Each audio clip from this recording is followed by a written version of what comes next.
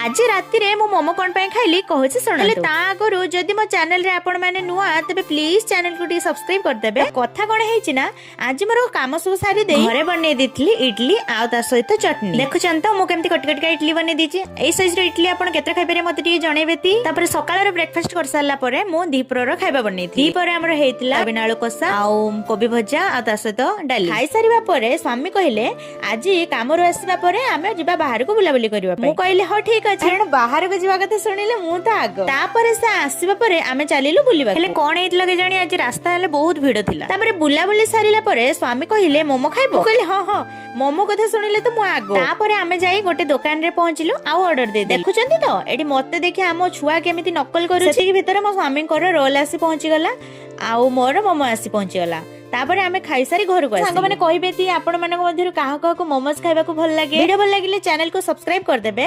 रहिली Jai Jagannath.